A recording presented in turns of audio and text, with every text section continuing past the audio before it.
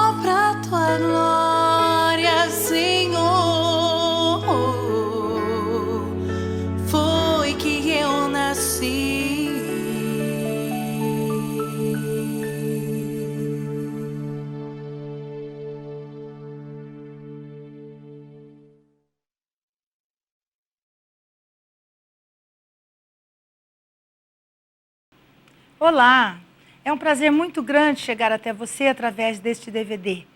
Agora, Meus Olhos Te Veem é o relato da história de um homem que foi transformado pelo poder do Evangelho de Jesus Cristo. Assim como a história da humanidade foi marcada por um antes de Cristo e um depois de Cristo, também a vida deste homem ficou marcada assim.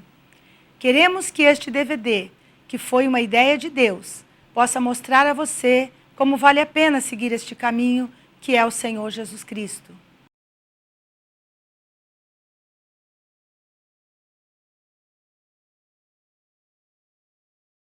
Meu nome, Antônio Alberto Mazarim. Nasci na cidade de Rolândia, dia 31 de março de 1950. Eu sou o primogênito de Pedro Mazarim e Helena Conte Mazarim. Somos uma família de 7 irmãos, uma família muito querida. Formei-me pela Universidade Estadual de Londrina, no curso de Medicina, no ano de 1975. Especializei-me na área de oftalmologia e atuo como médico nessa área na cidade de Maringá desde 1979. Também atuo como auditor da Unimed e também sou perito judicial na área de oftalmologia da Justiça Federal de Maringá. Sou pastor desde 1996 e atualmente eu pastoreio a congregação do Jardim Alvorada da Comunidade Evangélica de Maringá desde o ano de 2000. Sou conselheiro e terapeuta de casal e família. Eu venho de uma classe média, meus pais são pessoas simples, meu pai é agricultor, hoje aposentado, minha mãe sempre foi dona de casa. Eu recebi uma formação religiosa tradicional, o meu caráter foi formado dentro dos padrões tradicionais de respeito, de honestidade e de retidão. Eu vivi numa família estável. Meu pai, por não ter tido uma oportunidade de estudar, ele trabalhou muito para que tivéssemos instrução universitária e desde criança eu escolhi a carreira de médico. Eu fui sempre um bom aluno e também fui uma pessoa que também alcançou algum sucesso na prática esportiva. Quando eu fui convidada para falar alguma coisa dele, eu achei muito fácil falar da pessoa do Dr. Mazarim. Primeiro porque eu conheço ele como pastor. E como pastor eu já sei que ele é uma pessoa idônea, um pastor de muita qualidade. Mas falar dele como profissional, eu convivo com ele aqui há 4 anos, todos os dias. E falar dele realmente foi uma tarefa que eu não preciso inventar nada, nem falar nada, porque ele realmente é uma pessoa muito honesta, muito idônea, um médico em que as pessoas confiam, em que as pessoas vêm aqui na clínica por indicação de outros pacientes, assim com amor. Eu acho que realmente ele usa de amor aquilo que ele faz.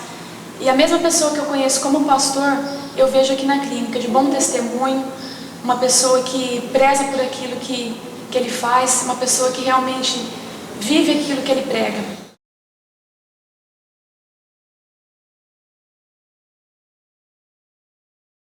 Quando eu nasci, a minha mãe teve um problema de hemorragia pós-parto. Ela quase morreu. Por esse fato, ela foi levada para alguns lugares que há pessoas que possuíam poderes mediúnicos e confessavam a doutrina da reencarnação. E desde pequeno eu fui a esses lugares com a minha mãe e com meu pai. Meus avós paternos também eram adeptos dessa mesma doutrina. E eles serviam como instrumentos de incorporação de espíritos demoníacos. Por causa desse envolvimento com o ocultismo, anos mais tarde, eu comecei a apresentar algumas perturbações. Aos 14 anos, mais ou menos, a minha mãe relata que fenômenos apareciam e aconteciam na minha casa e comigo. Quando eu saía de casa para me encontrar com meus amigos e tentava voltar para casa, a minha mãe conta que os portões começavam a bater, a casa começava a estalar. E por isso ela percebia que eu estava voltando. Ao entrar dentro de casa, eu era tomado por um impulso de raiva e começava a chutar as portas, a ficar bastante agressivo, e qualquer coisa era motivo de briga para mim. Não dormia à noite e não deixava minha mãe dormir também. Queria que ela sempre ficasse ao meu lado, o tempo todo. Eu não conseguia ficar sozinho. Existia uma ideia obsessiva na minha mente. Eu queria tirar a vida do meu irmão mais novo. Por isso eu vivia fabricando estiletes e afiando facas. E sempre eu ouvia uma voz que falava para eu pegar um martelo e dar uma martelada na cabeça desse meu irmão. E também havia muita briga com as minhas irmãs. Eu era uma pessoa bastante nervosa e muito introvertido. Quase eu não conversava. Eu permanecia sempre calado, como se estivesse dentro de uma concha. A minha mãe conta que por quase um ano eu causei essa preocupação. E por causa disso eu fui levado a muitos lugares para que eu pudesse ficar livre. Fui levado a alguns centros, a benzedores, alguns padres também me benzeram. Todos da minha família acreditavam que essas pessoas possuíam poderes milagrosos e mediúnicos que poderiam me deixar livre e que explicariam o que estava acontecendo comigo. Certa vez me levaram para um padre velhinho numa cidade do estado de São Paulo e ele me disse que para que a minha mãe abrisse o meu travesseiro. E minha mãe, quando chegou em casa, fez isso. Encontrou uma quantidade de coisas estranhas dentro do travesseiro. O travesseiro era de paina e a minha mãe encontrou cabelo amarrado feito trança, encontrou pena de galinhas, tranças feitas com roupas velhas. Minha mãe conta também que, quando pequeno, minhas roupas sumiam do varal. Quando eu tinha as crises, eu subia em cima da casa e quando eu descia eu queria arrebentar com tudo o que havia dentro de casa. Meu pai, um homem forte, e mesmo com toda a sua força ele não conseguia me segurar.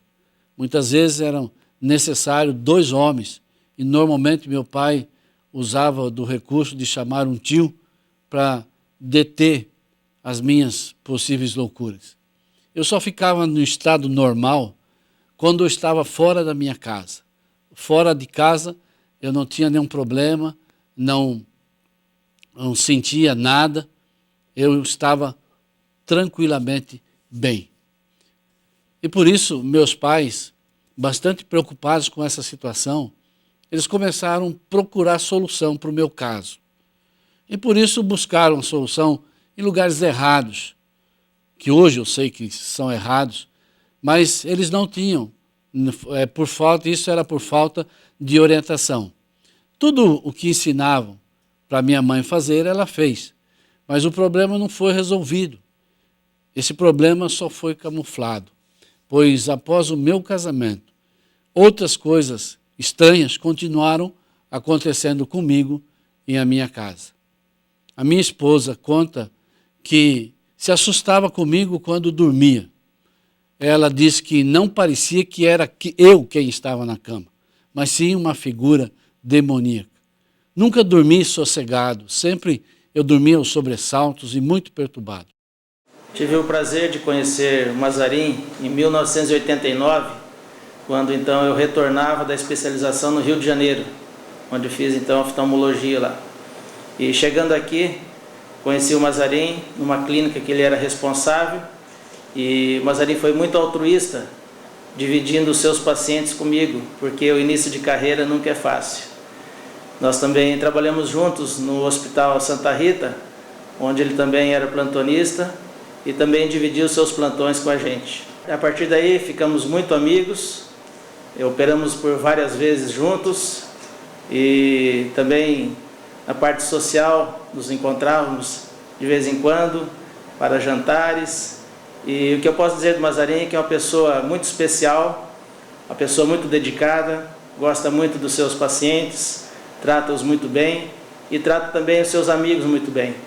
Então nós temos um carinho, um apreço muito grande pelo Mazarin e desejamos ao Mazarin que ele seja muito feliz e que Deus continue dando a ele tantas bênçãos como ele já recebeu até o presente momento.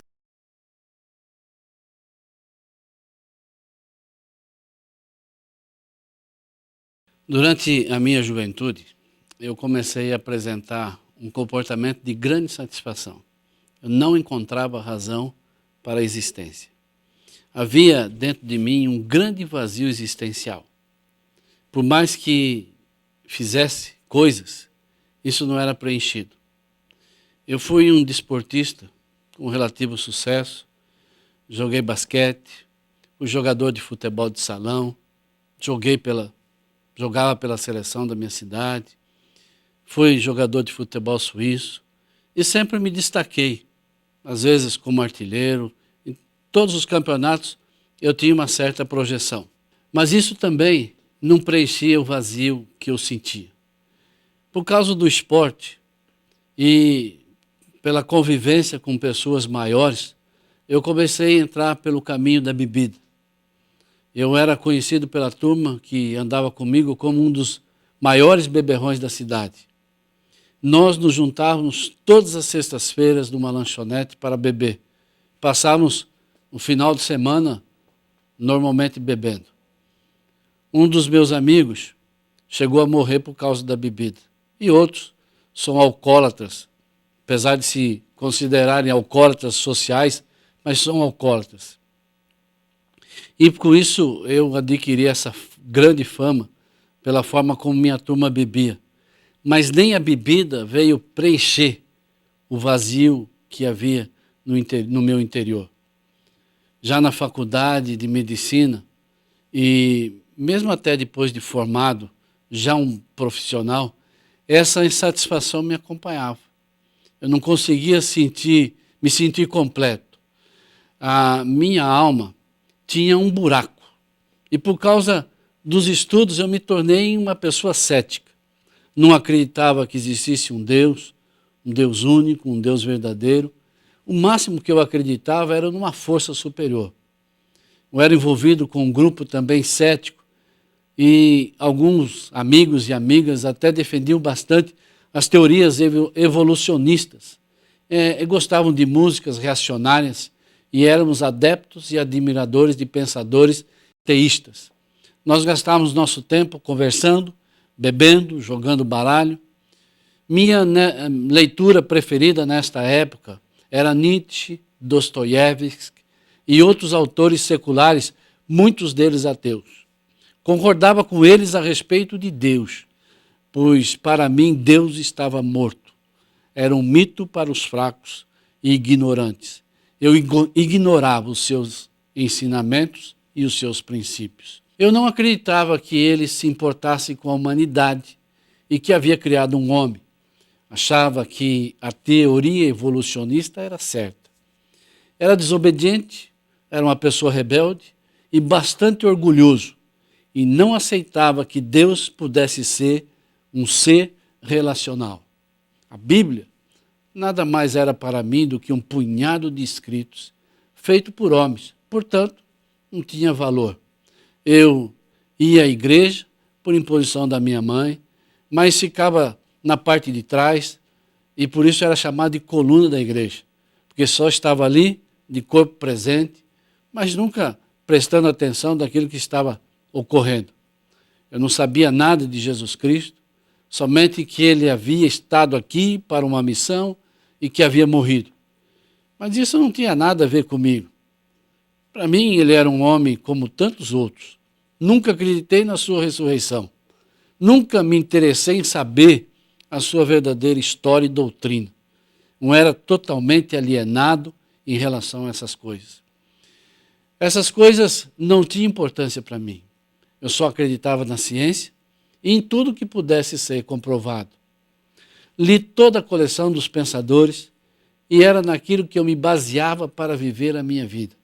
Meus conceitos e princípios eram ditados por aqueles pensamentos que os autores expressavam. Só pensava em festas, amigos e jogatinas. Minha vida era vazia. Eu vivia para o meu prazer. Eu mandava no meu nariz. Eu fazia aquilo que me proporcionasse bem-estar no momento. Quando chegava em casa pelas madrugadas e colocava a cabeça no travesseiro, às vezes me batiam alguns pensamentos existenciais como: para que eu existo? Será que a vida é só isso mesmo?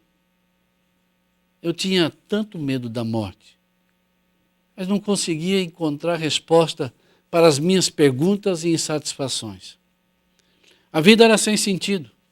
Eu acordava, ia para a aula, voltava, dormia, E à noite eu saía para beber com os amigos, ou ir a lugares escusos.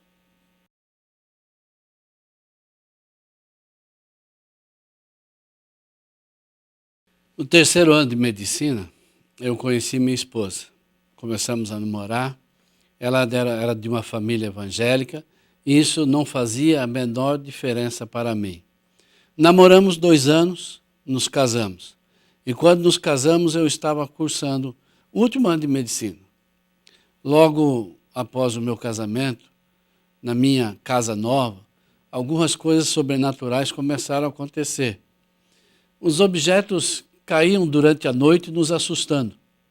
Coisas impossíveis de sair do lugar caíam no chão fazendo um tremendo barulho. Minha esposa, que entendia a palavra de Deus e tinha um certo conhecimento das coisas espirituais, começou a orar, mas eu participava daquela fé, não me importando muito com os acontecimentos. Existia uma opressão em mim que fazia com que eu permanecesse a maior parte do tempo emburrado, calado e oprimido. Eu era muito frio e nenhum sentimento de solidariedade me atraía. Por isso, não me importava com que a minha esposa estivesse sentindo em relação àquelas coisas. Minha mãe, nessa época, frequentava um local onde se praticava o ocultismo, numa outra cidade. E queria me levar também. E também benzer a nossa casa para acabar com aquelas perturbações. A minha esposa começou a orar a Deus e Deus impediu que isso acontecesse. Eu tentava levar a minha vida da mesma forma, bebendo, fumando, jogando com os meus amigos. E uma vez um amigo me trouxe de presente, uma garrafa de aguardente. A minha esposa, sem pensar 2 vezes, disse para ele: aqui nessa casa, essas coisas não entram. E jogou pia adentro todo o conteúdo da garrafa. Ele ficou abismado com a atitude dela. Embora ela não tivesse uma grande experiência com Deus, ela tinha temor e sabia que era certo. Hoje, esse amigo também é uma pessoa convertida em Jesus Cristo. Depois que ela descobriu o meu ateísmo, ela começou a orar por mim. Mesmo porque eu não permitia que ela falasse nada de Deus para mim. Eu ganhei uma Bíblia de presente dela, eu li a dedicatória, mas nunca abri a Bíblia para ler.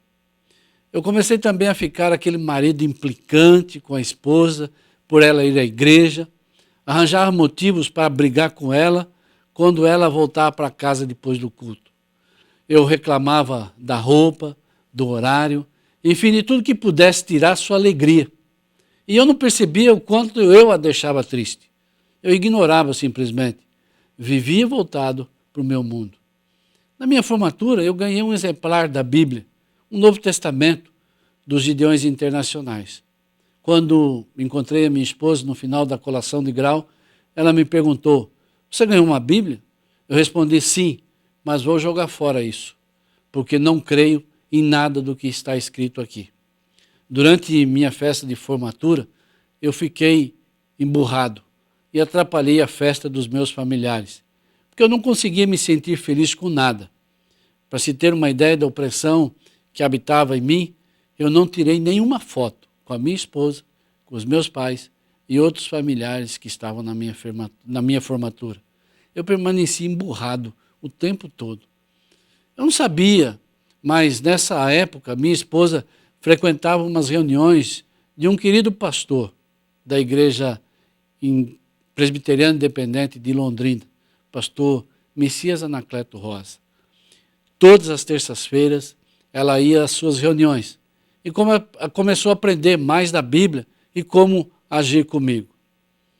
Minha esposa ficou grávida no 1º ano do nosso casamento e já nessas reuniões do pastor Messias, ela aprendeu a orar por meu filho. E ainda, com meu filho no seu ventre, ela lia para ele a palavra de Deus.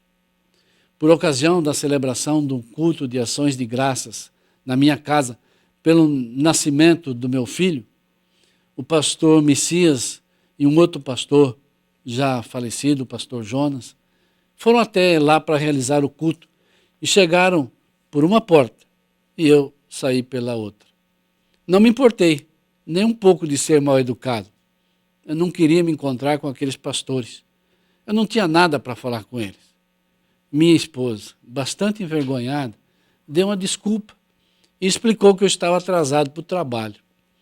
Porém, após 3 anos de casamento, onde já havia bastante insatisfação de ambos os lados, minha esposa falava bastante em separação, mas eu não queria me separar. Mas eu não conseguia mudar o meu comportamento e também não fazia nada para melhorar. Ela orava por mim para que Jesus me salvasse e fez um voto a Deus.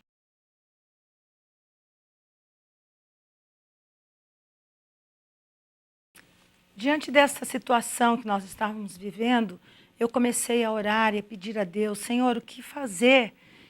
E Deus me deu uma palavra. Na carta de 1 Pedro 3, onde ele diz, semelhantemente vós mulheres, sede sujeitas aos vossos próprios maridos, para que também, se alguns deles não obedecem à palavra, pelo porte de suas mulheres, sejam ganhos sem palavra. Diante disso, eu entendi que seriam sem palavras, seria pelo meu comportamento, seria pelo meu testemunho. E por isso eu resolvi fazer um voto a Deus. Eu falei, Senhor, eu vou estar orando todos os dias, às 4h, até que meu marido se converta. E durante 3 anos, eu me ajoelhei e durante a tarde eu orava e pedia que Deus salvasse meu marido.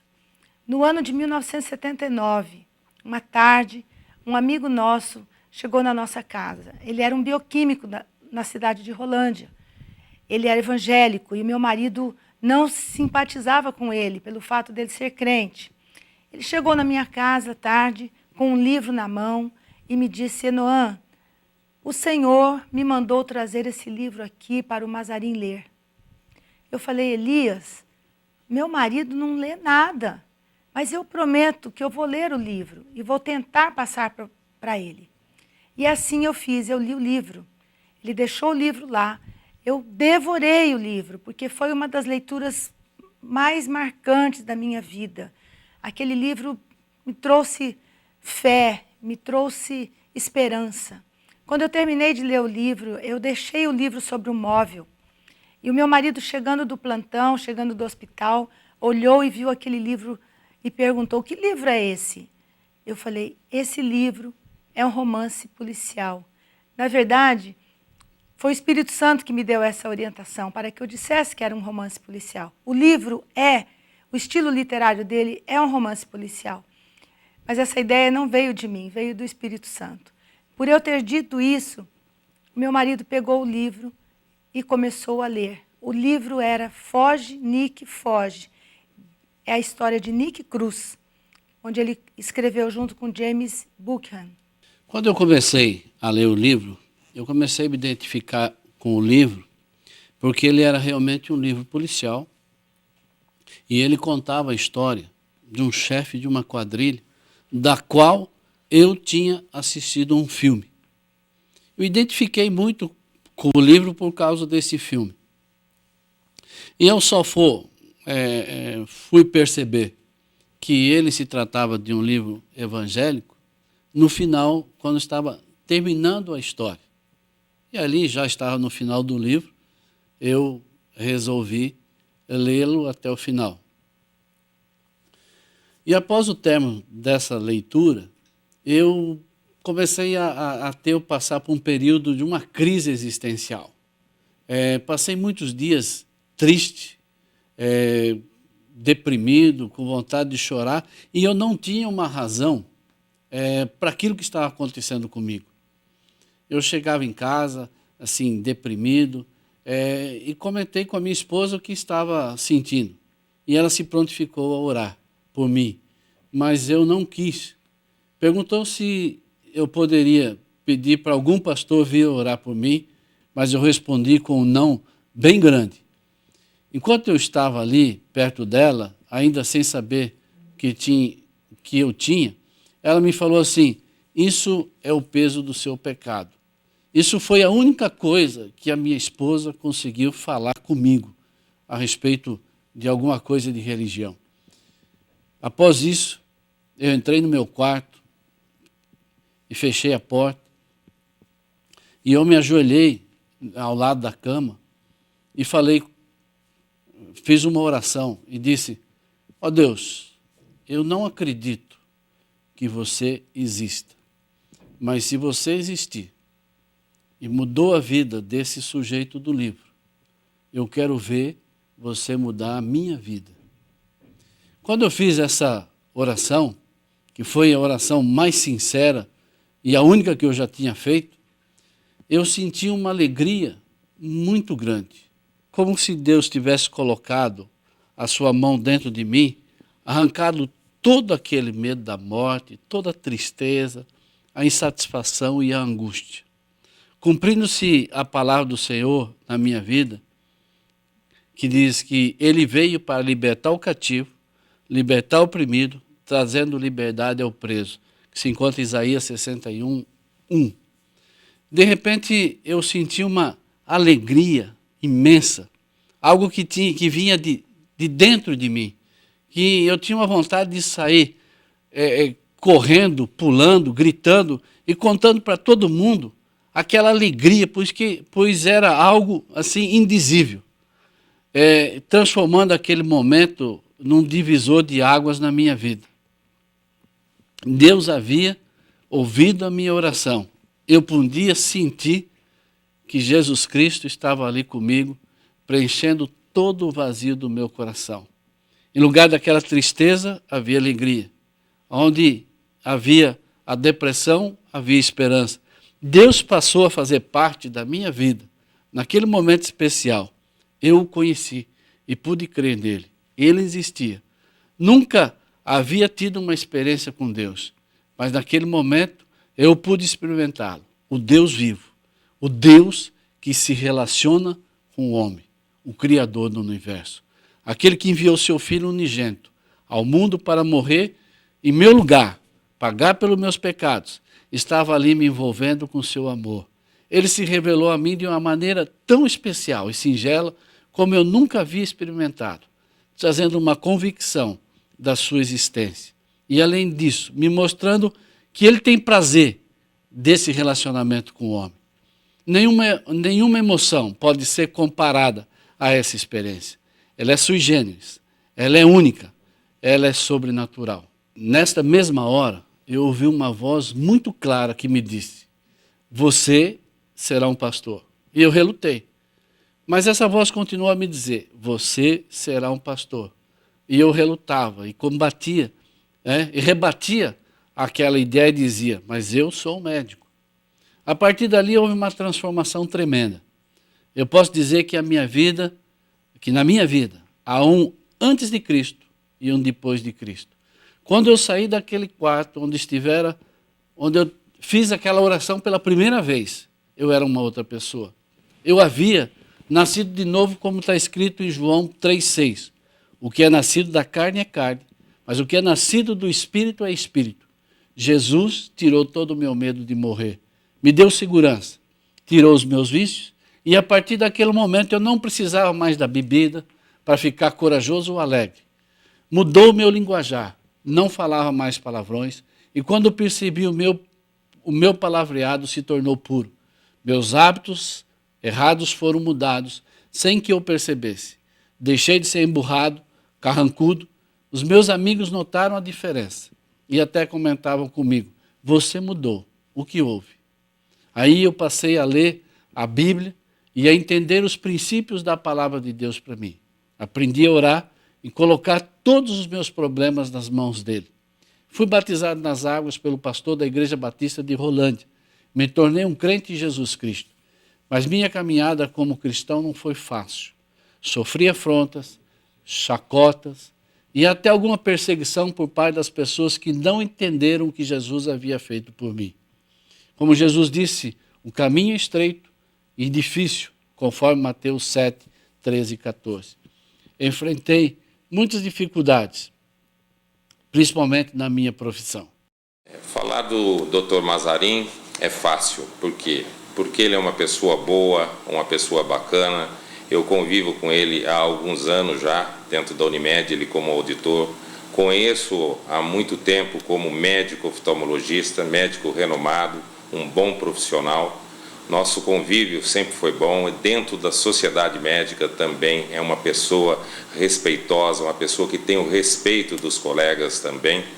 Então, quer dizer, quando uma pessoa é boa em todos os sentidos, é fácil falar com ele. É uma pessoa também muito família, gosta muito da família, isso é muito importante. Então, não basta ser só um bom médico, tem que agregar todos esses fatores positivos, ser uma boa pessoa, um bom cidadão. E o Mazarin é uma pessoa feliz porque tem todos esses predicados.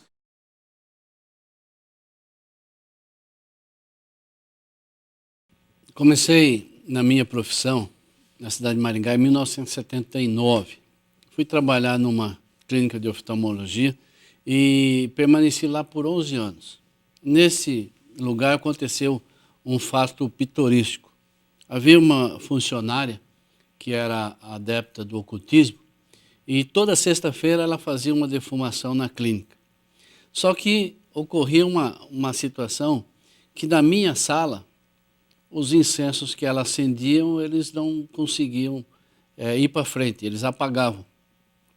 Isso deixava aquela funcionária bastante irritada. E ela tinha dado uma orientação para as enfermeiras que cuidasse daquele incenso, porque só lá onde eu trabalhava, nas minhas salas, é que aquele defumador não acendia. Isso era muito engraçado. Então, várias enfermeiras dessa clínica hoje, elas são convertidas, tiveram um encontro com Jesus e hoje elas servem a Deus em alguma igreja. Eu tive que permanecer nessa clínica porque não possuía uma aparelhagem própria para colocar meu consultório particular. Por isso, não me tornei tão conhecido assim, demorou um tempo para me tornar conhecido. Somente em 1980, que comprei minha aparelhagem e montei meu consultório dentro dessa mesma clínica. Mas os meus pacientes, normalmente eram encaminhados para o médico diretor da clínica. Eu atendia lá até 83, e quando eu coloquei meu consultório particular junto com outro colega, num outro endereço, e tive que começar tudo de novo. Foi muito difícil e só com muita oração é que apareciam alguns clientes. Muitas vezes me sentia incapaz, desanimado, e só comigo parecia ser daquele jeito. Os outros cresciam rapidamente, mas eu não conseguia sair do mesmo lugar. Mas durante todo esse tempo, eu me sentia fortalecido pelo apoio e oração da minha família. Meus filhos sempre me apoiaram, orando por mim, e sempre foram incentivadores da minha fé. Buscávamos na nossa vitória em campanhas de oração, em cultos domésticos, onde, ao som do piano, tocado pela minha filha Aline, nós cantávamos e orávamos. Eles experimentaram por inúmeras vezes as respostas de Deus por nossas orações. Muitas pessoas que oravam por mim, e não foram poucas as vezes que servos do Senhor tiveram visão com a minha profissão e diziam: o nome do Dr. Mazarin está encoberto, é como se um pano preto cobrisse o nome dele. Deus me sustentou durante esse período de dificuldade e foi me desvendando tudo que envolvia essa situação. Eu sentia que a profissão nos deslanchava e comecei a buscar em Deus o porquê de tanta dificuldade na vida profissional. Deus nos revelou inúmeras maldições. E o mais agravante foi a minha dependência financeira, porque durante a faculdade, muito do dinheiro que eu usava para o meu sustento, eu ganhava com jogo de azar. Essa é uma parte muito interessante, porque eu desconhecia essa maldição. Por causa de uma situação com meu filho do meio, nós começamos uma campanha de oração por ele. Ele havia se tornado um menino, um certo ponto avarento, que questionava muito o porquê não se pode jogar em jogos de azar para se ter dinheiro. Tudo isso por causa da nossa situação financeira que nunca tinha sido boa. E orando por ele durante 7 dias e ungindo com óleo, Deus revelou numa visão à minha esposa uma maldição de jogo de azar na vida dele. Nós começamos a orar pelo nosso filho, numa campanha de oração de 7 dias e ungindo com óleo, porque o Senhor revelou essa palavra para mim. Eu estava orando por ele durante uma tarde e o Senhor me falou, jogo. E disse para nós orarmos com ele 7 dias, ungindo com óleo, repreendendo alguns espíritos malignos que podiam estar atormentando a sua vida. E assim nós começamos a campanha. E durante esta campanha de oração, eu tive uma visão. O Senhor me mostrou aquela bola branca do jogo de snooker, correndo sobre uma mesa. E eu perguntei, Senhor, o que é isso? E o Senhor me disse, maldição de jogo de azar. Então contei ao meu marido sobre essa maldição que estava na vida do meu filho. Após ela contar a visão, eu comecei a orar pela vida do meu filho e desfazer aquela maldição sobre ele. Mas Deus tornou a falar com a minha esposa que eu não havia quebrado essa maldição nem na minha vida. O fato de eu jogar baralho todas as sextas-feiras a dinheiro e usar esse recurso praticamente para estudar, Satanás prendeu no mundo espiritual a minha profissão. Era como se ele dissesse, você agora é de Jesus, mas estudou com dinheiro de jogo. Você usou os meus recursos para estudar. Ele fazia disso um trunfo para me prejudicar. Ele tinha uma carta na manga contra mim. Como ele não podia tocar mais na minha vida espiritual, ele tocou na minha vida profissional, para que eu desistisse de seguir a Jesus. Satanás segurou quanto pôde esse trunfo até que foi desvendado. E isso durou muitos anos. Como diz a palavra de Deus em 1 Coríntios 4, 5, portanto, nada julgueis antes do tempo, até que venha o Senhor, o qual não só trará à luz as coisas ocultas das trevas. A minha vida financeira foi tão apertada e eu vivia endividado. Sofri muito com a escassez e por muitas vezes eu murmurava e vivia ansioso, porque não se resolvia aquela situação. Cheguei muitas vezes a desespero e não encontrando saída. Dentre as maldições na minha vida, existia uma que Deus revelou à minha esposa e ao meu filho do meio, o Aloísio. Eu não conseguia crer na providência de Deus para a minha vida secular, porque a minha mente havia sido impregnada com conceitos ateístas. E isso me impedia de ter fé integral no meu Senhor. Deus havia falado à minha esposa que havia ataduras e amarras na minha mente. E depois de uma semana de oração e unção com óleo, o Senhor me curou e a minha mente foi transformada de maneira que, a partir dali, eu creio que Deus podia também resolver os meus problemas financeiros. Quanto à maldição do jogo de azar, orei confessando o meu pecado, pedindo ao Senhor que desligasse no mundo espiritual toda a legalidade baseada naquela palavra que Jesus disse, tudo que desligares na terra será desligado nos céus, em Mateus 18, 18. Foi assim que eu fiquei livre dessa maldição e a minha vida profissional deslanchou. Meu filho também teve uma mudança radical e passou a pensar diferentemente. Hoje, ele é um empresário bem-sucedido para a glória de Deus. Eu passei a ter muitos clientes com isso, solucionei os meus problemas financeiros. O meu consultório, a partir do outro dia, nunca mais ficou sem clientes. Minha agenda, que antes era vazia, agora faltavam horários para atender todos os pedidos de consulta. Eu pude dar uma melhor condição à minha família e até realizar alguns sonhos deles.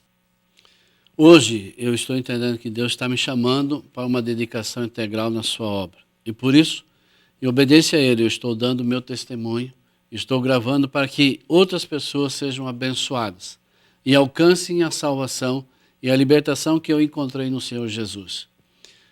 Assim como Deus me falou no dia da minha conversão que eu seria um pastor. Isso se tornou uma realidade. E em 1996 eu fui consagrado pastor para a glória de Deus. Dirijo uma congregação e ainda trabalho na minha profissão. Amo as minhas ovelhas, sou grato a Deus por confiar essas vidas a mim. Às vezes a gente vê você rindo, mas você está sempre sofrendo porque o seu coração é para os outros. Você não é de você mesmo. Você tem uma solidariedade, uma vontade de compreender o ser humano muito grande. E eu acho que Enoá é sua solidária, é seu alicerce, é seu apoio nessa parte que você representa muito bem. E eu admiro, e eu gosto de você, e eu sempre terei você, Mazarém, no meu coração. Batalhe. Seja fiel a seus princípios, às suas vontades. Conquiste. Você merece a felicidade que você tem. Hoje eu sou um homem feliz e realizado, porque Deus tem me abençoado na minha profissão. Posso sentir sua mão na vida dos meus pacientes e também por ser aceito e respeitado pela classe médica. Deus me deu uma família maravilhosa. Eu tenho 2 filhos e uma filha. No momento eu tenho 2 netas e um netinho, fruto do casamento dos meus filhos com mulheres especiais e maravilhosas, e um genro, do qual tenho muito orgulho. Sou grato a Deus pelas suas vidas, porque eles têm me proporcionado muitas alegrias. Todos eles são servos do Senhor e obreiros na casa de Deus. Servem ao Senhor, louvando-o com os seus instrumentos, pois todos eles são músicos. Sou grato a Deus pela minha família de origem. Amo os meus pais, oro por eles e sei que tudo quanto fizeram foi com o melhor das intenções e de maneira alguma eu os responsabilizo pelos infortúnios e dissabores pelas quais eu passei, mas sim o inimigo das nossas almas que a todos quer destruir. Por tudo isso eu dou glórias ao meu Deus que me escolheu, me salvou e me abençoou, chamando-me para o seu serviço, o qual me tem usado para aconselhar, pregar, ensinar, orar por enfermos, tanto na igreja onde eu sou pastor, como no meu consultório. Eu posso dizer que Deus tem sido meu pai, meu amigo, o meu conselheiro, o meu Senhor e Salvador, o qual eu serei eternamente grato. A Ele eu dou toda a honra, toda a glória. E por isso hoje eu posso dizer que antes eu o conhecia de ouvir falar, mas hoje os meus olhos o veem.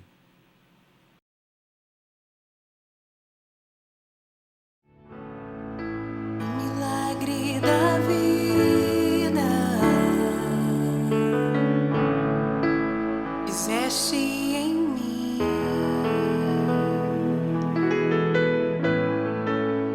Fôlego de vida, puseste em mim.